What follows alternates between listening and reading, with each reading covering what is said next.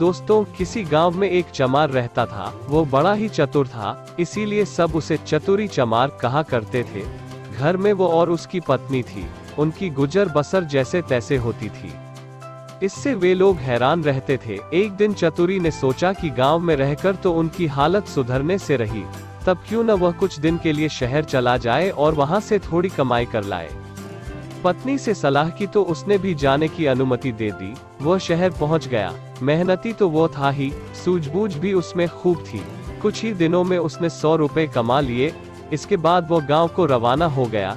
रास्ते में घना जंगल पड़ता था। जंगल में डाकू रहते थे। चतुरी ने मन ही मन कहा कि वह रुपए ले जाएगा तो डाकू छीन लेंगे। उसने उपाय खोजा, एक घोड़ी खरीदी और कुछ रुपए उसकी पूंछ में बांधकर चल दिया। देखते देखते डाकुओं ने उसे घेरा और बोले, बड़ी कमाई करके लाया है चतुरिया, ला निकाल रुपए। चतुरी ने कहा, रुपए मेरे पास कहाँ हैं? जो थे उससे यह घोड़ी खरीद लाया हूँ।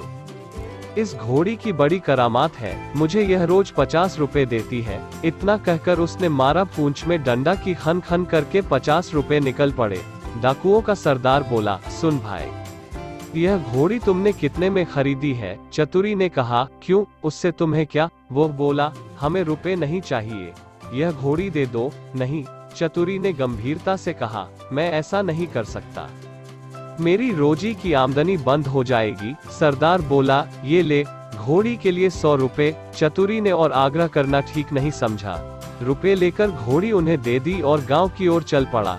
घर आकर सारा किस्सा अपनी पत्नी को सुना दिया। उसने कहा, हो न हो, 2-4 दिन में डाकू यहाँ आए बिना नहीं रहेंगे, हमें तैयार रहना चाहिए। अगले दिन वो खरगोश के 2 एक से बच्चे ले आया। एक उसने पत्नी को दिया। बोला, मैं रात को बाहर की कोठरी में बैठ जाया करूंगा, जैसे ही डाकू आए इस खरगोश के बच्चे को यह कहकर छोड़ देना कि जा।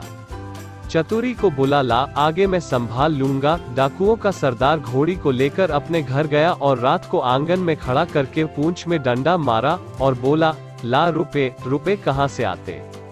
उसने कस कस कर कई डंडे पहले तो पूंछ में मारे, फिर कमर में। घोड़ी ने लीद कर दी पर पैसे नहीं दिए। सरदार समझ गया कि चतुरी ने बदमाशी की है, पर उसने अपने साथियों से कुछ भी नहीं कहा।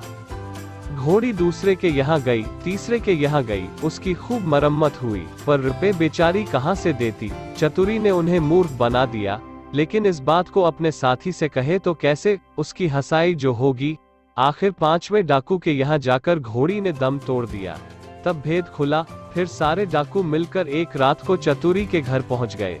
दरवाजा खटखाया। चतुरी की घरवाली ने दरवाजा खोल दिया। सरदार ने पूछा, कहाँ है चतुरी का बच्चा? घरवाली बोली, वो खेत पर गए हैं, आप लोग बैठे, मैं अभी बुला देती हूँ। इतना कहकर उसने खरगोश के बच्चे को हाथ में लेकर दरवाजे के बाहर छोड़ दिया और बोली, जा रे, चतुरी को फौरन बुला ला। क्षण भर बाद ही डाकुओं ने देखा कि चतुरी खरगोश के बच्चे को हाथ में लिए चला आ रहा है।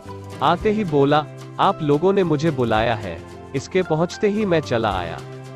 वाह रे खरगोश! डाकू गुस्से में भरकर आए थे, पर खरगोश को देखते ही उनका गुस्सा काफूर हो गया। सरदार ने अचरज में भरकर पूछा, यह तुम्हारे पास पहुंचा कैसे? चतुरी बोला, यही तो इसकी तारीफ है, मैं 7वें आसमान पर हूँ, तो वहां से भी बुला के ला सकता है। सरदार ने कहा, चतुरी, यह खरगोश हमें दे दे, हम लोग इधर उधर घूमते रहते हैं और हमारी घरवाली परेशान रहती है, वो इसे भेजकर हमें बुलवा लिया करेगी। दूसरा डाकू बोला, तूने हमारे साथ बड़ा धोखा किया है, रुपए ले आया और ऐसी घोड़ी दे आया कि जिसने एक पैसा भी नहीं दिया और मर गई। खैर, जो हुआ सो हुआ, अब यह खरगोश दे। चतुरी ने बहुत मना किया तो सरदार ने 100 रुपए निकाले। बोला, यह ले, अब दे खरगोश को। चतुरी ने रुपए ले लिए और खरगोश दे दिया।